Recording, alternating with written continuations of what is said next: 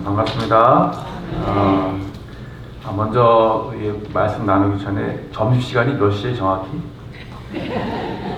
아직 우리 주일학교 아이들 발표하는 시간 때문에 한 10분이 지난 것 같아요. 어떤 분들은 아마 여러분 밥 시간이 지나면 되게 짜증나고 그 은혜가 안 되고요. 승질이 나요. 그래서 시간을 잘 맞추지 않으면 제가 아무리 은혜 있는 말씀을 전해도 은혜가 안 돼요. 그래서 제가 정확하게 지금 대강 시간을 알아야 되는데 몇 시간입니까 보통? 점심시간이? 그냥 끝나면 돼요? 아무 때나? 네, 믿습니다. 네. 여러분 저희 교회에 들어오는데 되게 고급스러워요 교회가 영적으로. 그래서 제가 성가대도 참 너무 찬양이 되게 좋고요. 특별히 우리 예배 전에 이렇게 피아노 쫙 반주하는데 오래간만에 정말 피아노를 통해서 제 영혼까지 이렇게 영혼까지 피아노가 전달되는 그러한 너무 좋은 피아노의 그 시간이었어요. 여러분 요즘에 교회들이 다 키보드 이렇게 드럼 기타 다 하는데 딱 피아노 하나만 예배를 다 커버하는 거 보고 정말 멋있다.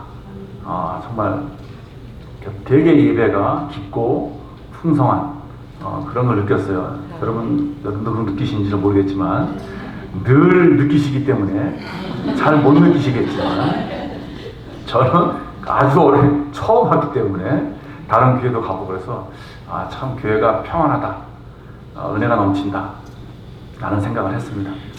또 우리 김천 목사님 이렇게 와서 참 수고도 많이 했고 참 하나님의 은혜 가운데 목회를 잘했구나 하는 그런 생각이 들어요.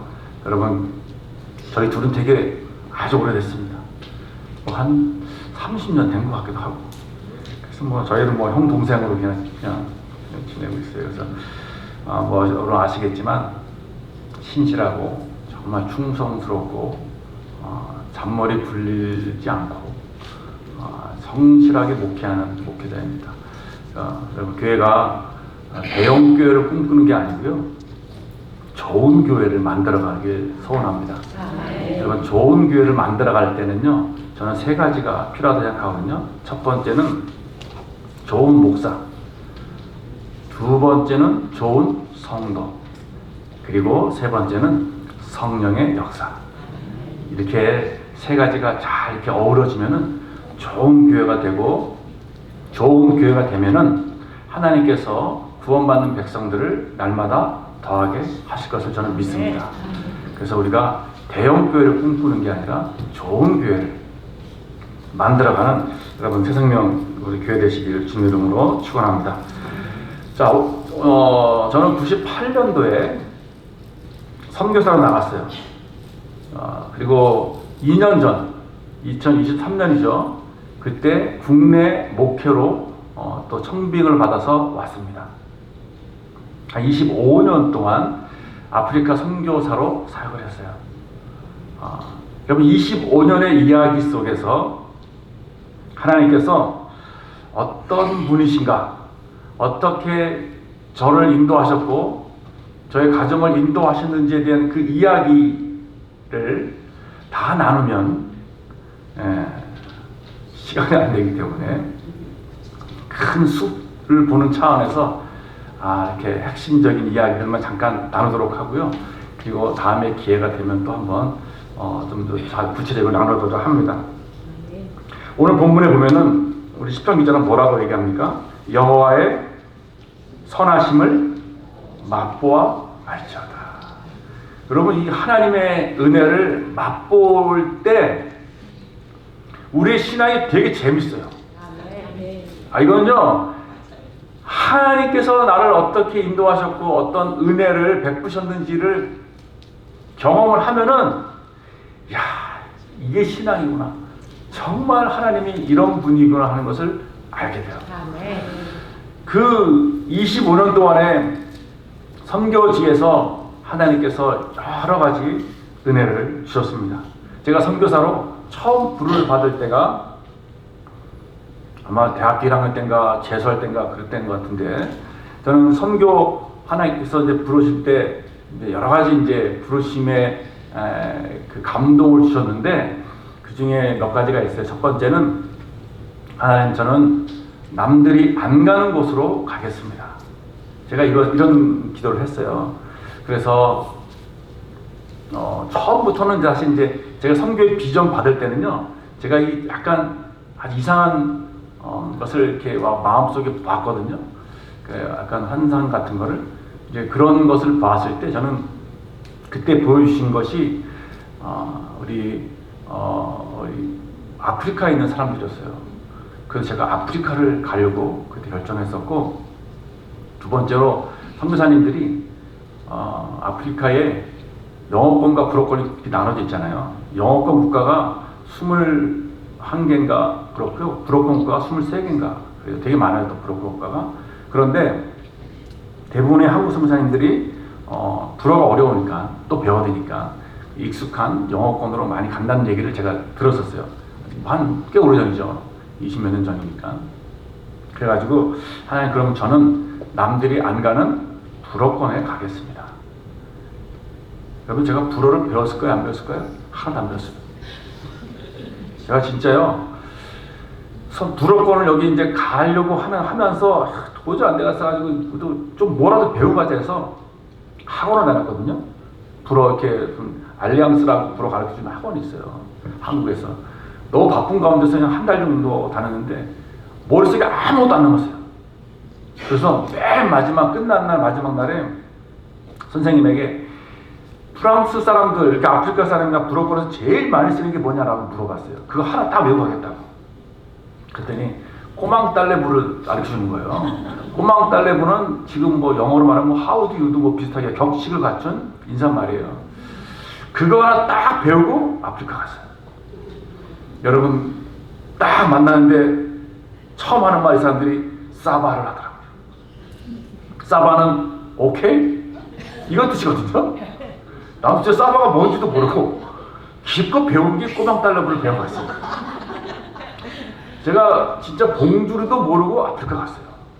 거기에서 불어를 배웠어요. 그 정도로 하나님께서 이 아프리카에 인도하는 과정도 아주 되게 재밌어요. 그리고 또 한 가지는, 하나님, 저는 가능한 한 힘든 곳으로 간다 그랬으니까 예수 믿는 사람들이 없는 곳, 무슬림권으로 가겠습니다. 저는 그렇게 얘기했어요. 그리고 아프리카에서 좀 하나님 이 공동체를 하고 싶습니다라는 것까지 몇 가지가 있었어요. 그래서 이것들을 하나님께서 다 만들어 주셔가지고요, 딱 보낸 게 사하라 사막 가운데쯤 있는 니제르라는 나라였어요. 정말 기가 막히게 보냈어요. 이것도 하나님께서 진짜 인도하신 과정들이 있는데, 그래서 여기에서 이제 사역을 하기 시작했습니다. 제가 선교사로 나가기 전에 이런 일이 있었어요. 제가 이제 신학대학원 때 조교를 했었거든요. 우리 교수님, 저 조교를 했었는데, 조교를 하면서 교수님이 저에게 뭐라 그랬냐면, 혹시 미국에서 유학을 할 마음이 있으면 자기가 나온 그 서던 바티스트 거기에 추천서를 써주겠다, 나한테 얘기하라 그러더라고요. 그래서 제가 그때 뭐라고 얘기했냐면, 교수님한테 교수님, 저는 제 인생의 황금기라고 생각하는 30, 40대를 아프리카의 선교사로 하나님께 드리기로 했습니다. 그래서 선교사로 갔어요. 그리고 선교훈련을 이제 들어가서도 제가 이제 선교훈련 제가 한 4개월 받았거든요.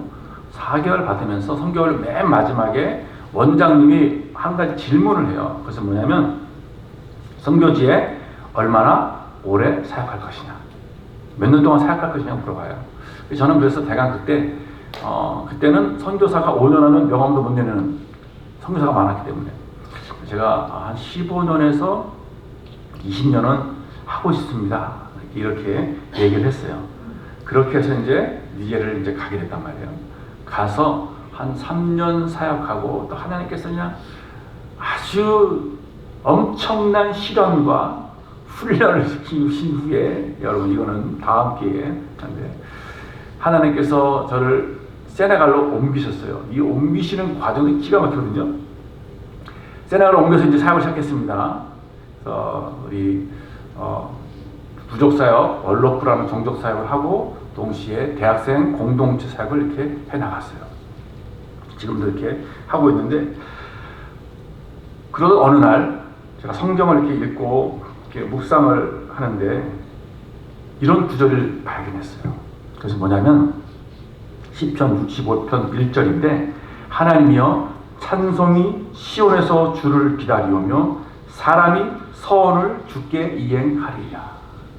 제가 이 말을 딱 듣는데 갑자기 20년 전에, 지금도 5년 전이었으니까 20년 전에 제가 교수님 앞에서 했던 그 말과 선교 훈련 원장 목사님 앞에서 했던 그 말이 떠올랐어요.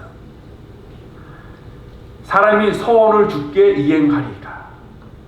저는 하나님께 서원이라는 말로 하지 않았지만 교수님 저는 제 3, 40대를 아프리카 선교사로 드리고 싶습니다.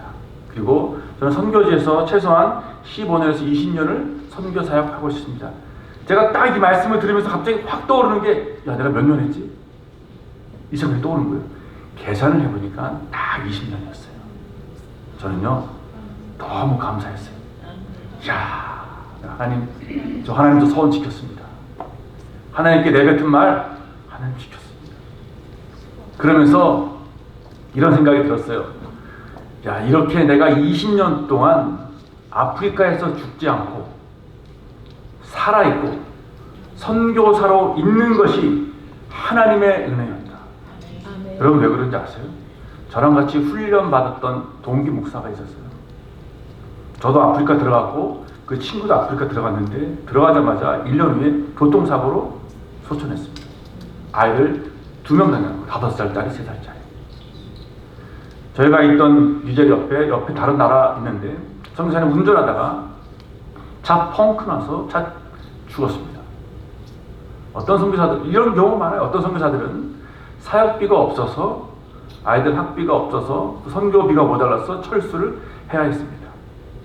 어떤 선교사님들은 병이 들어서 철수를 했고요. 어떤 선교사님들은 자녀들이 현지에서 현지인에게 정말 안 좋은 그런 충격적인 일을 당했기 때문에 철수를 할 수밖에 없는 상황이 있었어요. 여러분 20년 동안 선교지에서 죽지 않고 살아났다는 것, 그리고 하나님께서 20년을 버티게 했다는 것, 생존하게 하셨다는 것, 너무 감사했어요. 제가 사진을 준비 안 했거든요. 일부러 성교 보고 안 했기 때문에. 제가 큰 사고가 3번 있었어요. 저는 기차랑도 막아봤어요. 세네갈하고 말리를 왔다 갔다, 옆 나라 왔다 갔다 하는 화물열차가 있어요. 30량짜리 되는. 그 차하고 제가 타던 그때 봉고차인데 박은 적이 있어요. 봉고차가 철길을 올라가다가 걸렸거든요. 여러분, 이 미국은 철길이 아주 잘 돼 있잖아요. 거기는 이렇게 철길에 양들이 못 올라오고 철길이 높아요. 그거를 봉고차로, 한국의 그레이스 봉고차로 옛날 올라가 했으니 딱 걸린 거예요. 그때 기차가 온 거예요. 정말 그때 한번 죽을 뻔했고, 또 한 가지는 교통사고를 했는데 차가 그냥 부른 게 아니고 공중을 이렇게 돌았어요. 저희 집사람이 운전했었는데 그 사람이 너무 긴장한 나머지 브레이크를 밟아야 되는데 엑셀레이터를 아주 끝까지 밟았어요. 그러니까 거기에 또 경사졌거든요. dwi 떠가지고 이렇게. 그리고 4명이 타고 있었는데 저하고 집사람하고 현지 사역자 2명하고, 현지 사역자가 도는 중간에 창으로 튕겨나갔어요. 얼마나 빨리 도는지 여러분 아시겠죠? 갑자기 차가 뒤집어졌는데, 차가 옆으로 뒤집어졌는데 한 사람이 안 보이는 거예요. 제가 그때 사고 날 때도 어땠냐면은, 야, 죽었구나. 이게 죽는 거라 생각했었어요. 그래서 사고 나서. 근데 딱 이제 붙잡고 있으면서, 하나님, 다 죽어도 저는 죽어서 안 됩니다. 3명은 다 죽고, 제가 이 사고, 누가 한 사람은 사고 처리를 해야 되니까 저는 절대 죽어서 안 됩니다. 제가 눈 딱 뜨고 있었어요, 진짜로. 그래서 다 정신 엄청나게 저는 차 앞문 유리 깨고 나왔거든요. 다 보니까 4명인데 1명이 없는 거예요. 저는 차에 깔린 줄 알았어요. 그때 저기가 심수 떨어진 데가 있대요. 그러니까 차에서 튕겨 나가서 있던 거예요. 그런데 여러분 차에서 튕겨 나가는데 튕겨 나가서 만약에 머리에 조그만 돌멩이 하나라도 부딪히잖아요. 여러분 그거 위험해요. 정말 위험해요. 근데 다치지 않았어요. 이 현지 사역자인데 사고가 어떻게 났는지 사고 기억이 없어요. 너무 감사해요. 순간 그 기억 상실증이 걸려가지고 너무 충격이 커가지고 어떻게 살아난지도 몰라요 지금도. 저 집사람 같은 경우도 막 손톱 뒤집어지고 막 난리 났거든요. 다들 말짱했어요. 이런 일도 있었고 또 어떤 일이 있었냐면은 저희가 대학생 공동체 하면서 대학생들 같이 살았어요. 아파트에 옆동 같은 아파트에 자매 공동체, 형제 공동체 우리 집이 있어요. 돈이 많이 없어서 허름한 아주 진짜 무너지기 얼마 안 되는 아주 위험한 그런 아파트에 살았어요. 원룸에 살았거든요. 그래서 어느 날 갑자기 쾅 하는 뭐가 폭발하는 소리가 나더라고요. 그래서 저희 거실에 천장이 무너진 거예요. 야 정말 아이고 깜짝 놀랐어요. 난리 났죠. 그냥 다 뛰어왔어요. 도대체 무슨 일이냐고. 그 전에 거기 천장 밑에 1시간 전에 저희 집사람하고 우리 현지하고 저희 지체들하고 이렇게 저희 이제 간호사였으니까 이렇게 치료해주는 그 1시간 전에 있었어 그 자리에. 여러분 이런 모든 일 속에서 하나님께서 어떻게 했습니까? 보호하실 거예요. 네. 여러분 이것뿐만이 아니고요. 여러 가지 상황 속에서 하나님께서 20년을 살게 하시고 내가 소원을 지키게 하신 하나님께 너무 감사해서 눈물이 났어요. 너무 눈물이 났어요. 하나님 정말 하나님 감사합니다. 그게 하나님의 인자하심과 선하심이었어요. 그래서 이제 그렇게 20년을 지나면서 야 안되겠다 생각해가지고 너무 우리 아이들이 이제 다 떠났고 이제 저희 아이들이 3명밖에 안 돼요. 그래서 다 떠나가지고 저희 아이들이 지금 다 컸어요. 지금 못하고 31살, 29, 27이니까 컸는데 여러분 제가 더 나이 적어 보이죠? 커가지고 이제 아이들은 뭐 둘째는 미국에 왔었고요. 첫째하고 막내는 한국에서 대학 다니고 이제 저희는 아프리카에 있고 가족이 다 흩어진 거예요. 이게 세대로 나눠가지고. 그러니까 이 여러 가지 20년 이런 사건들을 내가 서원을 갚은 이런 것들 보면서 야 이제 안 되겠다. 한번 우리 20주년 기념으로 가족들 여행 한번 하자. 그래서 미국에 한번 모인 적이 있어요. 그때 적금을 조금 제가 들어둔 거 한 1,000만 원 있는데 그거 털어가지고 이제 야 비행기 카페 가서 다 모였어요. 모여서 한 3주 동안 같이 지냈는데 지내면서 제가 뭘 느꼈냐면 너무 지쳤다는 걸 느꼈어요. 그 전까지는 제가 지쳐있는 걸 몰랐는데 미국 와서 한 3주 있어 보니까 와 내가 번아웃 되어 있구나. 감정적으로도 정서적으로도 그렇고 체력적으로도 그렇고. 그래서 하나님께 기도했어요. 하나님 저 이제 안식년 좀 가져야 되겠습니다. 그리고 이런 생각이 들었어요. 하나님 제가 20년 동안 하나님께서 제가 하나님께 약속했던 서원을 지켰잖아요. 하나님 제가 앞으로 살 날이 더 많이 남았어요. 최소한 80세, 90세까지 살 것 같은데 제가 20년 사역한 거 보니까 이거는 인생의 전반전 같습니다. 하나님 내가 이제 하프타임 갖고 하프타임에 다시 한번 나를 정지해서 다시 후반전을 뛰고 싶습니다. 라고 기도했어요. 그래서 미국에 공부하러 한 2년 동안 왔었어요, 제가. 그때 이제 김철 목사님한테 이제 물어봐가지고 너 학교 어디가 좋냐? 어디가 공부 많이 안 시키고 잘 좀 약간 쉬고 좀 싼데 어디냐? 그래서 알아봐가지고 김철 목사님 다른 데가 있어요. 어디지? 미드웨스턴 바프티스트 교회 있어요. 저기 중부에 미주리주에 있는 캔사시티 있거든요. 야 좋다 여기 가자. 그래서 여기 갔어요. 제가 몇 년 전에 여기에서 한 2년 동안 있었습니다. 정말 여기서 저는요 많이 회복됐어요. 너무 좋아요. 걔가 살던 캔사스시티의 분위기가 여러분 살던 이 동네 분위기예요. 한국 사람도 그렇게 많지 않고 뚜염뚜염 있고요. 아주 도로도 깨끗하게 정비되어 있고 아주 잔디도 멋있고 도로도 큼직해가지고 뭐 빵빵거리지도 않아요. 여러분 제가 뉴욕에서 왔거든요. 제 아들이 유저지에 있어서 뉴욕까지 빵빵거리고 난리 나더라고요. 뒤에서 너무 피곤해가지고 저는 2년 동안에 되게 아주 많은 영적인 충전을 가졌거든요. 제가 2년 동안 하면서 하프타임 가지면서 제가 이렇게 기도했어요. 하나님, 제가 이제까지 서원을 지켰으니까 이제 하프타임 2년 갔고요. 이 이후부터는 저도 하나님께서 인도하시는 대로 갈 텐데 가능하면은 저도 이제 한인 목회 한번 한국 목회 하고 싶습니다. 이 선교지 이제는 이양하고 후임에게 물려주고 이제 하나님께서 부르심이 있다면 제가 미국이나 한국에서 목회하고 싶습니다라고 기도를 했어요. 그래서 어떻게 얘기했냐면, 그런데 하나의 조건이 있습니다. 제가 원서를 집어넣어서 교회에 가지 않겠습니다.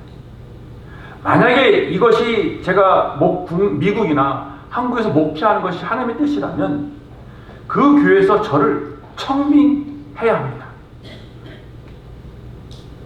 어느 교회 가서 뭐 청빙 공고 내가지고 이력서 한 수십 개 들어와가지고 경쟁하는 거, 하나님 저 이런 거 하나님 뜻이라고 생각하지 않습니다. 물론 이제 잘못됐다는 게 아니고요. 제가 하나님께 기도한 거예요. 하나님 뜻을 알기 위해서. 왜냐하면 선교사에서 선교사역을 그만두고 방향을 바꾸는 거기 때문에 되게 중요한 사건이기 때문에 저는 하나님의 분명한 사인을 요구했었습니다. 미국에서 2년 동안 있으면서 여러분 교회에서 여러 군데 나갔었어요. 그래서 지원해보라는 말도 있었습니다. 안 했어요. 지원하면 됐을 수도 있었어요. 그럼 제가 여러분 총신대학원 나왔잖아요. 보수적이고 합동층에서. 이 합동층 신학대학원이 인기가 많아요. 보수적이기 때문에. 근데 안 했어요. 한국에서도 안 했어요.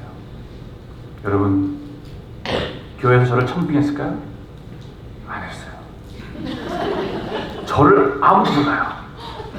뭐 제가 무슨 유명한 목사도 아니고 유명한 선교사도 아니고 책을 쓴 것도 아닌데 누가 청빙을 해요? 여러분 불가능한 거예요. 저는 하나님께 불가능한 것을 얘기한 거예요. 제가 알고 있어요. 그래서 저는 그래도 청빙 원서를 넣지 않았습니다. 저는 2년 동안 있으면서 이게 하나님 뜻이 아닌가 보다 적고 다시 세네갈로 들어가기로 했습니다. 세네갈로 들어가려는데 문제가 생겼어요. 선교지에서 오래 있으면 여러분 여러 문제가 있는데 그 중에 하나가 뭐냐? 후원교회가 끊어진다는 겁니다. 점점 줄어들어요. 이렇게 점점. 그래서 세네갈로 들어가려고 보니까 이게 후원금이 안 되는 거예요. 이래가지고 생활 자체가 안 되는 거예요. 사역비 자체도 안 되고 생활도 못 하겠다는 거예요. 그래서 하나님 요거 하나님 채워주지 않으면 저 세네갈 안 들어갑니다. 제가 이제 한국에 잠시 들렸다가 세네갈 갈 텐데 이제 여기서 2년 거의 대 끝나갈 무렵이에요. 요거 한국에서 머무는 동안에 후원금이 채워지면은 제가 가고요. 그렇지 않으면 안 들어갑니다. 알고 계세요. 그리고 나서 어떤 계획까지 했냐면 제 집사람이 간호사니까 집사람은 한국에서 직장 갖고 저는 왔다 갔다 하면서 비거주 선교사로 이제 해야 되겠다까지 생각을 하고 있었어요. 그냥 아니 후원금이 안 되고 어떻게 들어가요, 여러분? 여러분 거기 가서 돈 빌릴 데도 없어요. 안 돼요, 아무것도. 거기서 선교사는 돈을 흘려보내고 쓰는 사람이지 받는 사람 아니에요. 아무것도 안 되는 거예요. 그래서 하나님 만약에 제가 이 선교 후원금이 채워지지 않으면 안 갑니다라고 생각했어요. 그래서 이제 옵션을 이제 플랜을 A, B, C, D 다 짰거든요. 이제 그런 플랜을 짜고 이제 한국에 딱 들어가려고 하는데 연락이 왔어요. 세네갈에서. 세네갈에 한인교회가 있었는데 제가 이제 2년 동안 여기 미국에 있는데 그 한인교회 목사님이 갑자기 암으로 소천하셨어요. 그리고 어느 선교사님이 임시로 그 교회를 하고 있었는데 이제 한 몇 개월, 한 1년 정도 한 이후에 담임 목사를 청빙하려고 했는데 모든 이 과정과 이렇게 막 여러 사람들 물어보고 그랬는데 안 됐거든요. 그래서 그 교회에 있는 저랑 친한 안수 집사님이 저에게 전화가 왔어요. 혹시 세네갈 한인교회에서 저를 청빙하려고 하는데 오실 마음이 있습니까? 이렇게 연락이 온 거예요. 야, 모든 게 해결된 거예요. 한인교회가 건축한 지 얼마 안 돼요. 목사님 건축하시고 돌아가신 거거든요. 거기 위에 사택도 있고, 그리고 여기서 이제 어느 정도 생활비도 지원해주고. 그러니까 제가 선교 세네갈로 들어갈 수 있는 모든 상황이 다 펼쳐진 거예요. 그래서 내가 하나님께서 다시 세네갈로 부르시는구나. 부르시면서 하나님께서 하나님 뭐라 하냐, 하나님 이제 제가 한인교회를 하기 때문에, 저는 이제 원래 한인교회와 현지 사역을 다 할 수 있을 까 생각했는데 그게 안 되더라고요. 그래서 제가 한인교회를 하면은 후임자가 와서 제 사역을 이어가길 원합니다 라고 기도했고, 하나님께서 어떻게 들으시냐면은 프랑스에서 7년 동안 프랑스, 여러분 그 리옹이라는 곳에서 사역했던 선교사가 있어요. 이 선교사님이 평신도로 있다가 한국에 와서 신학대학원을 3년 공부하고 이제 졸업을 하고 목사 안수까지 다 받고 다시 프랑스로 들려가려는 그 순간에 저를 만난 거예요. 그래서 어떻게 했습니까? 선교지를 바꿨어요. 그리고 저는 이 선교사님을 들어오게 하고 다 모든 거 물려주고 한인사에게 집중할 수 있었어요. 여러분, 요즘에 선교사들의 그 이제 한 20년 이상 된 20년 이상 된 선교사님들의 많은 기도 제목 중에 하나가 뭐냐면 후임자가 없다는 거예요. 사역을 벌려놨어요. 학교도 줬어요. 교회도 줬어요. 센터도 줬어요. 그런데 그것을 이어갈 후임 선교사가 없어요. 저 같은 케이스는요, 세네갈에 처음이에요. 후임자가 온 게. 그리고 하나님께서는 이미 프랑스에서 7년 동안 불어를 준비시켰어요. 저보다 불어 더 잘해요. 오자마자 바로 사역할 수 있어요. 하나님 놀랍지 않아요? 너무 기가 막힌 사람을 준비해 놓은 거예요. 그 지금 저의 사역을 계속 이어가고 있어요. 이 사역들을 해 나가고 있는 것입니다. 그래서 이제 여기에서 쭉 이제 하고 있었는데, 한 1년, 제가 여기 간 지 한 1년, 한 10개월, 한 2년 되는 상황이었어요. 그런데, 제가 한 2023년도였죠. 8월 달에 저희 막내 딸이 결혼을 먼저 했거든요. 막내가 제일 먼저 했어요, 결혼을. 그래서 결혼을 또 하기 위해서 제가 한국에 나왔습니다. 한국에 나왔는데, 그때 나오기 한 달 전인가 그때 저희가 지금 이제 화성교회 목사님이죠. 이제 원로 목사님 되셨는데 그분이 연락이 왔어요. 뭐냐면 저를 춘천 온누리교회인데 춘천 온누리교회 담임 목사로 청빙 지금 하려고 다 결정했대. 갑자기 연락 온 거예요, 여러분. 그러니까 기도하고 와서 최종 결정을 얘기해달라는 거예요. 여러분, 이건 진짜 이거는 전혀 예상하지 못했던 거잖아요. 나중에 알고 보니까 그 말씀을 하시기 한 1년 전부터 이미 목사님이 은퇴할 때가 됐기 때문에 후임자를 선정하자 했는데 여러 가지 얘기 나왔어요. 공고 채용을 하던데 결론은 온누리교회를 거쳐간 부목사님이나 선교사님 중에서 하자 그랬어요. 근데 당의 장로님들하고 목사님하고 먼저 각각 기도해보고 최종 마음이 맞는 사람을 딱 하자 했는데 당의 모든 장로님이 만장일치로 저를 목사님한테 딱 얘기한 거예요. 목사님도 한 4명 정도 있었는데 장로님들이 만장일치로 저를 추천하니까 저가 된 거예요. 그 이야기를 안 하고 계시다가 2023년 8월달 들어가기 전에 하신 거예요. 여러 가지 어려운 상황이 있었지만 여러분, 제가 그때 나이가 몇이냐면 지금 제가 만으로 몇 살 같이 보여요? 얼마 안 됐어요. 만으로 58이에요. 이제 요 8월달에 제가 이제 그 주민등록상 58 되는데, 한국 교회에서 여러분 파송 선교사가 파송 교회에 담임으로 가는 케이스도 적고 손에 꼽아요. 10손가락 안에 꼽아요. 두 번째, 나이가 보통 가도 요즘에 40대 후반이나 많으면 50대 초반을 뽑지 50대 후반을 안 뽑거든요. 그런데 이렇게 하나님께서 정말 놀라운 이렇게 온 거예요. 여러분, 한인교회, 새나라 한인교회 어떻게 됐겠어요? 난리 났죠. 난리 났죠. 갑작스럽게. 정말 막 울고 불고 막 이제 저도 욕까지 먹어가면서 떠나니까. 그래서 제가 있는 춘천 온누리교회가 참 어려운 상황이었었어요. 제가 와야만 하는 상황. 그래서 그 이야기를 하나님께 잘 설명하고, 제가 빚진 것도 있고 파송 선교사로 빚졌고 사랑의 빚을 졌고 지금 교회가 어려운 상황에 저를 부르고 있기 때문에 가야 할 것 같습니다. 그래서 양해를 구합니다.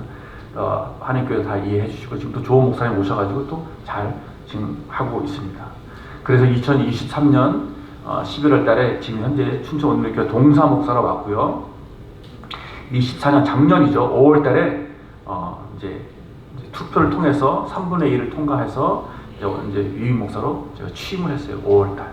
그리고 나서 1년 만에 올해 5월 달에 장로님 5분, 안수집사 7분, 권사 14분을 세웠어요.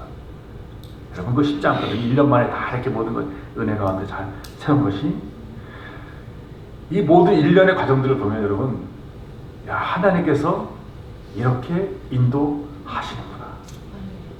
여러분, 이것이 하나님의 선하심이 아닌가. 여러분, 우리 신앙 가운데서 하나님께서 우리에게 주시는 여러 가지 일들이 있고 봉사가 있고요, 사역들이 있어요. 그런데 그 사역이 중요한 게 아니에요. 사역도 해야 되죠. 열심히 일해야 됩니다. 그런데 더 중요한 게 뭔지 아세요? 그 과정 속에서 우리가 맛보는 하나님의 은혜인 것입니다. 여러분, 이게 은혜가 없으면요, 아무리 열심히 일한 후에 시험 들고 상처받고 서로 싸워요. 그런데 열심히 하는데 그 과정 속에서 하나님께서 주신 은혜가 있고 하나님께 나를 어떻게 인도하시는지 간증이 있는 사람들은요, 절대 안 싸워요. 교만해지지 않아요. 하나님께 감사해요. 그리고 사람이 바뀌어요. 은혜를 받으면 바뀌어요. 일을 열심히 해서 바뀌는 거 아니에요. 교회 일을 열심히 해서 바뀌는 거 아닙니다. 하나님께서 주신 은혜를 맛볼 때 바뀌어요. 여러분, 그 은혜를 맛보시기 바랍니다. 하나님께서 얼마나 선하신지 보면, 너희는 여호와의 선하심을 맛보 알지어다. 그에게 피하는 자는 복이 있도다. 너희 성도들아 여호와를 경외하라. 경외하는 자에게는 부족함이 없도다. 제가 좋아하는 성경 구절 또 있거든요. 시편 37편 4절 5절에 이렇게 나와 있어요. 또 여호와를 기뻐하라. 그가 내 마음의 소원을 내게 이루어 주실 거다. 여호와를 기뻐하시면 하나님께서 자연스럽게 우리의 마음의 소원을 이루어 주시는 거예요. 아니, 제가 하나님께서 그랬잖아. 2년 동안 여기 미국에 있으면 하나님, 제가 미국이나 국내에서 목회하고 싶습니다 하는 마음이, 제가 그걸 찾으려고 한 게 아니었잖아요. 하나님을 기뻐했고 하나님께서 인도하신 대로 갔고, 정말 하나님을 경외하는 마음. 저는 제가 좋아하는 구절이 10편 37편 4절이에요. 여호와를 기뻐하라. 그가 내 마음의 소원을 내게 이루어 주시리라. 여호와를 기뻐하는 것이, 제가 이 구절이 되게 좋아요. 하나님을 기뻐하는 마음들, 정말 다른 사람과 비교하지 않고, 누가 뭐라 그래도 흔들리지 않고 주눅들지 않고, 아무것도 없어도 내가 가진 것도 없고요, 사역에 열매가 없을 때가 있었어요. 무슬림 사역해보세요. 여러분, 한 사람 없기가 하늘의 별 따기예요. 그런데 이미 기독교권에서 하는 사역하시는 분들은, 아니, 저랑 같이 저보다 늦게 파송 받았는데도 막 보면은 벌써 교회 세우고 수백 명 모이고, 이야, 제가 그거 비교되니까는요, 나는 뭐 하는 거지 도대체? 보고할 게 없는 거예요, 저는. 그때 제 마음속에는 여호와를 기뻐하라. 하나님 앞에 진실하고, 하나님 앞에 정말 순전하고 정직하게 하나님 바라보라. 저는 이 생각 가지고, 이 목회 철학 가지고 선교 사역을 했습니다. 그러다 보니까 하나님께서 이렇게 지금까지 인도해 주셨어요.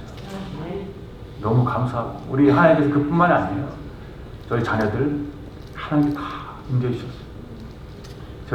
우리 둘째가 미국 와서 진짜 고생이란 고생은 다 했어요. 혼자서 뉴욕에서 아르바이트 하면서 밤 12시 1시까지 영주권을 안 나오는 시간도 있었고 막. 그런데 지금 모든 것이 다 해결돼가지고 직장 잘 다니고 올해 요 다음 주에 시티 메리지 때문에 제가 왔어요. 저한테 아빠가 와서 시티 메리지 혼인 서약식 뭐 약혼식 같은 건데 아빠가 줄에 섰으면 좋겠다고. 제가 다음 주에 인도해요. 양가 이렇게 가족들 모아놓고 그것 때문에 온 거예요. 여러분, 하나님께서 정말 선하신 하나님의 은혜와 하나님의 놀라우신 뭐랄까 이게 눈에 보이지 않지만 하나님은 기가 막히게 여러분 기가 막히게 우리를 가장 좋은 곳으로 인도하시는 그 하나님을 맛보시기를 축원합니다. 기도하겠습니다. 하나님 아버지,